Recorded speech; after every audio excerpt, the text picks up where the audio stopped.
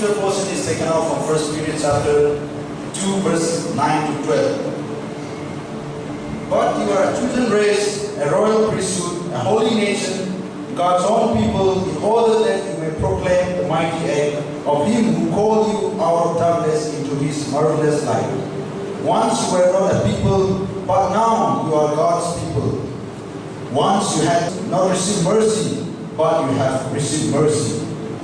Beloved, I urge you as elect exiles to abstain from the desires of the flesh that wage war against the soul.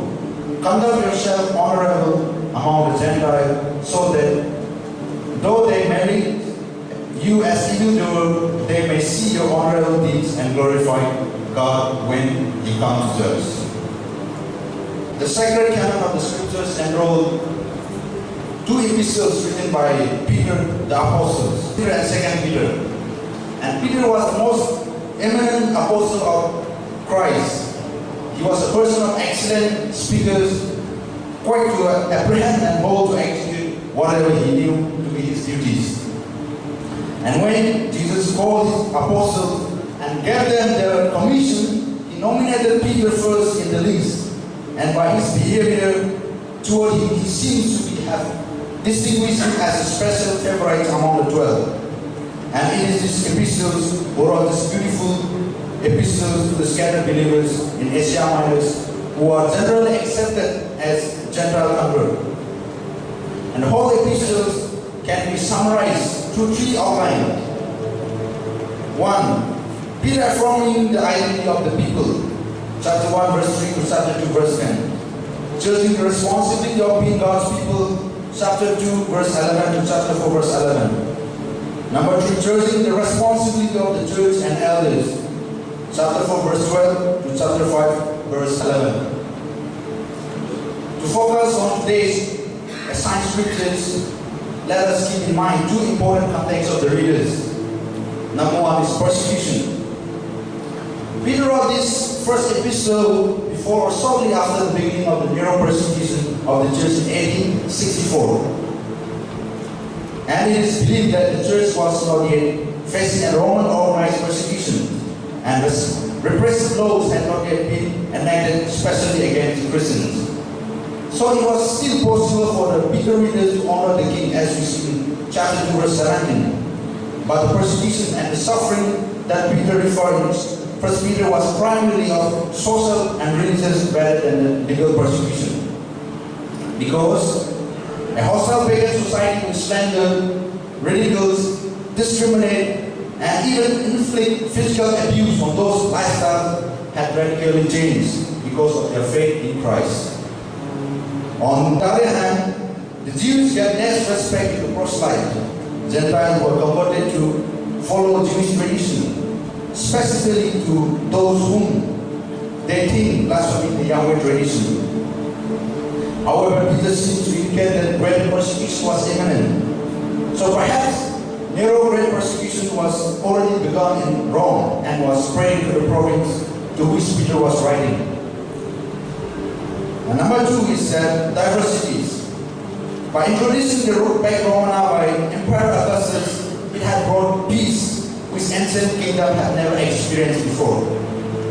And it has contributed to the expansion of an empire covering an area of 5 million square kilometers and population estimate of 55 to 60 million inhabitants, accounting for between 1/6 or 1/4 of the world total population. So under this vast territory and population, there emerged issue of diversities. Diversity in terms of political rules under Roman government, linguistic diversities, religious diversities, social and ethnic diversities. And in this context, Apostle Paul wrote these epistles to explain the detailed doctrines of Christianity to newly converted and persecuted Christians, and to direct and persuade them to have a holy conversion in order that they faithfully discharge all personal and related duties, because by doing so, they would also secure peace and eventually confute the standards and reproach of their enemies. And it is to prepare for the suffering by encouraging them to be patient and perseverance in faith. And when I was meditating these epistles, I find it very much similar and relevant for our Indian context. Similarity in the present condition of persecution faced by Indian Christians. It is shocking to know, as Nelson pointed out, that out of 26 states in India, 16 states regularly witness Christian attacks on Christians.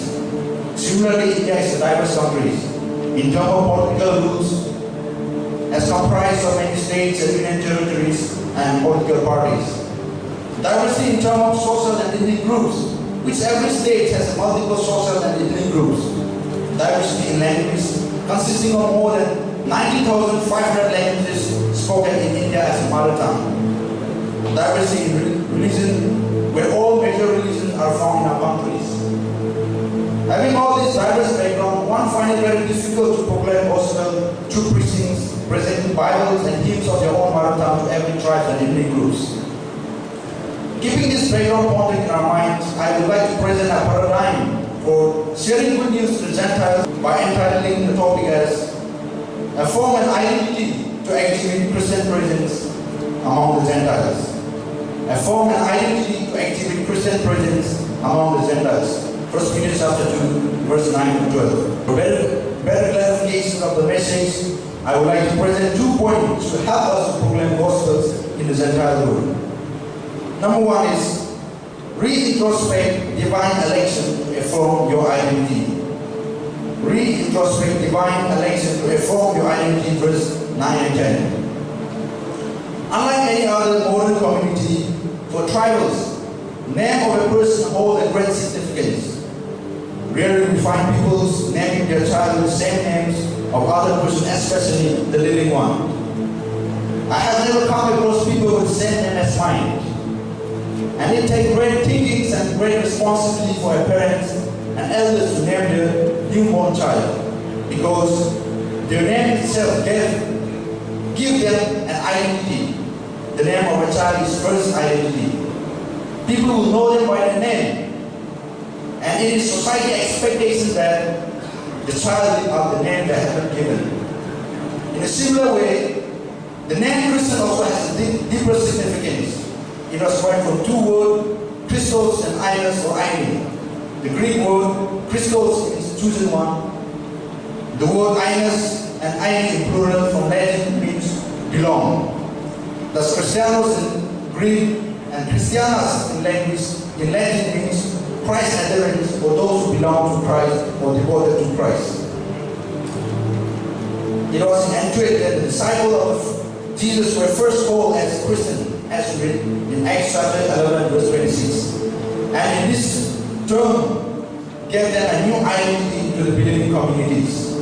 In a similar way, Peter gave a deeper understanding of who are Christians and what it means to be a Christian in chapter 2, verse 9. It is Peter's intention to help the scattered believing communities to understand their own identities in the midst of diversities in the Roman Empire. By giving 4 titles of honor as the identity in verse 9, chosen race, royal priesthood, holy nation, God's own people, which appear to be an adaptation from Old Testament. Exodus chapter 19, verse 6, and Isaiah chapter 43, verse 20 and 21. Here Peter had no intention to include the Gentile believers in the Jewish community by giving these titles. Neither to displace the Jews by replacing Gentiles as a new Israel or new people of God. There is single focus at this point is the Christian community itself.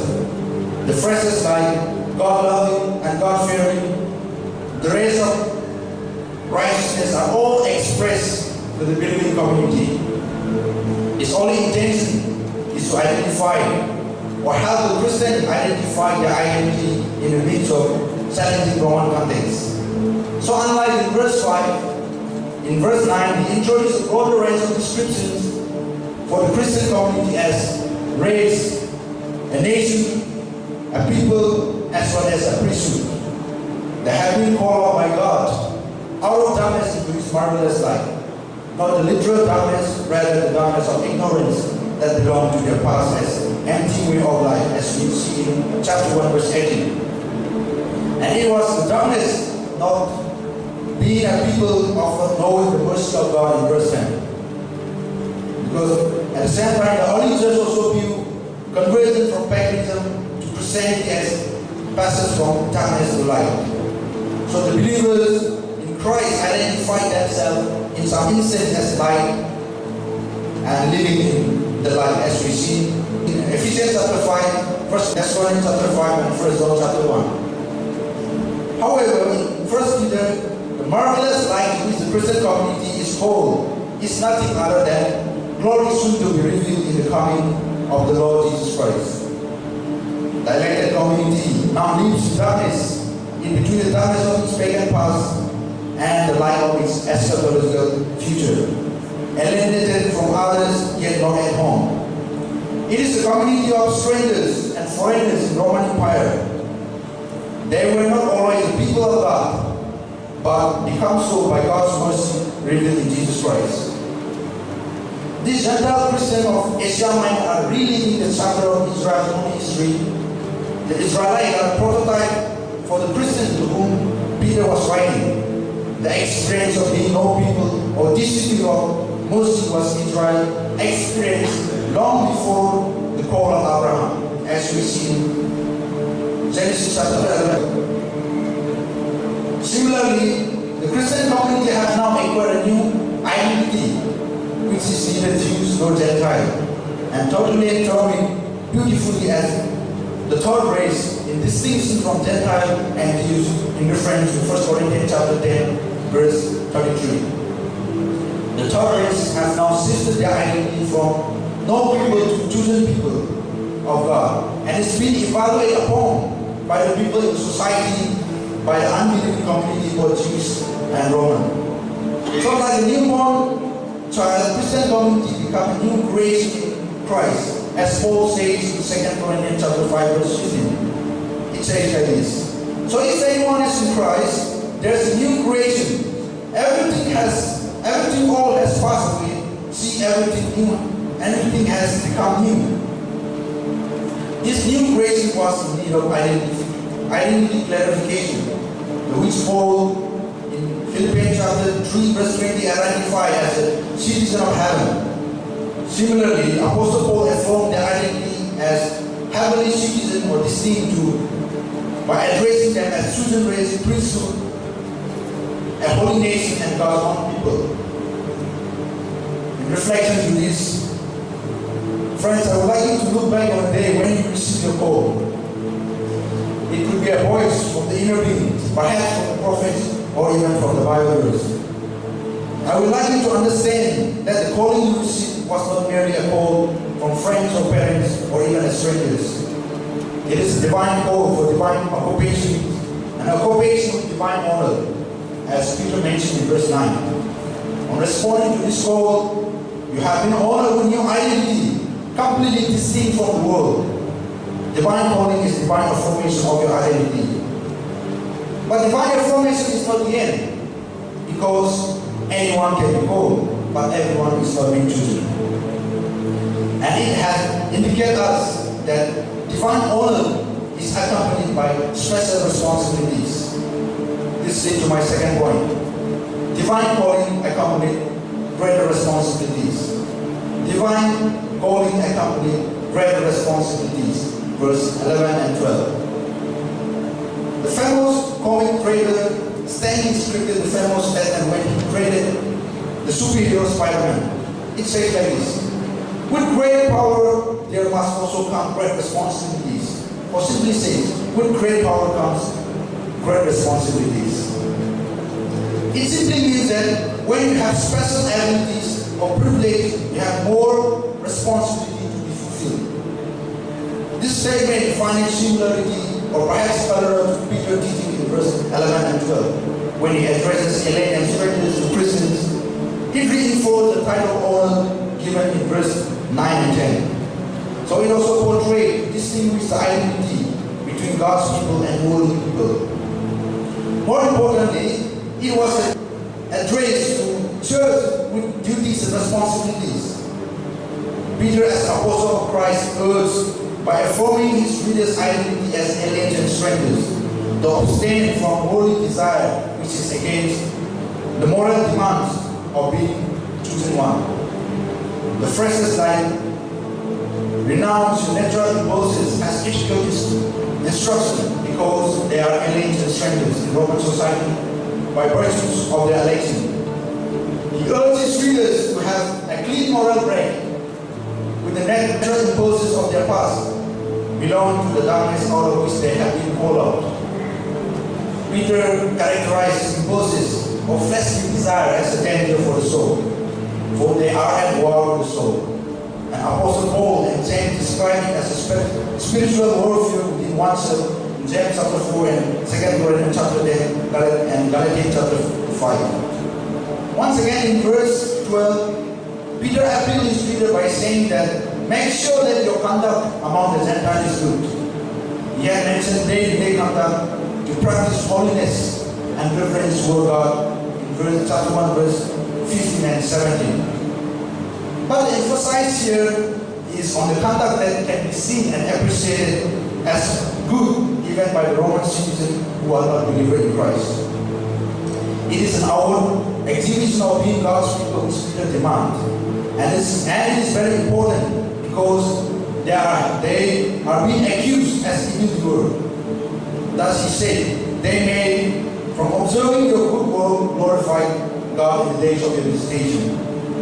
Similarly to Jesus' teaching, as we see in Matthew chapter 5 verse 16, it says like this, let your light so shine before people generally that they may see your good work and glorify your Father who is in heaven. Therefore Peter takes every opportunity to associate wrongdoer and malice from the present communities. So as we emphasize that accusations against Christians are not and cannot be true. In doing so, he has two intentions: to glorify God and to receive the accusations. During a short period of Sadducees Bible training, he had experienced rejection, insult, and accusation from his colleague. But Sadducees never fight against his accuser, rather he would quietly pray for him. One day as Sadducees was praying for his friend under the tree, as usual this person came to him to torture and insult him. But before raising his hand to Sadducees, he realized that Sadducees was praying for him. This incident has changed his life. Later he apologized to Sadducees for all his behavior. My friends, the only way to refute accusation of wrongdoing is doing good. Here in chapter 2 verse 12, Peter demands to Christians, it's not about proclaiming the gospel of Christ like those who brought the Christian message to the province of Asia, but simply observing the good conduct or good work of those who believe in Christ. The accuser will see that their church were full. Thus Peter hoped that by doing good deeds to those who despise and slander the Christian community will change their mind and join the chorus of praise to God by seeing the good deed of Christians from the rest of the world. And the knowledge and acknowledge the faith of Christians as true and God of Christians as worthy of their worship, they will also glorify God on the days of our Lord. Let me conclude my sermon here with a statement made by Mahatma Gandhi. When Gandhi was 18 years old, as he was studying in London, one fine day he was in the vegetarian hotel and he befriended a white Christian vegetarian gentleman who later offered him a chance to read the Bible. Gandhi, after reading through all the Bible, he was very much impressed and inspired by the Sermon on the Mount. And in this regard, the Sermon on the Mount, he made an analogy of rose for the Christian. He said like this: a rose does not need to breathe; it simply sprays its fragrance. The fragrance is its own sermon, and it is the fragrance that attracts people. Gandhi had given us golden insight that the Gentiles observe Christian living more than what Christian brings. We decide to conclude by saying, to me, the primary proclamation is Christian presence, living out our identity as a follower of Christ. proclaiming gospel to preaching, writing, and arguing is secondary in the process of proclamation. So my message today is this. Everyone is not gifted with eloquent speech, teaching, apostolic ministry, prophetic ministry, pastoral ministry.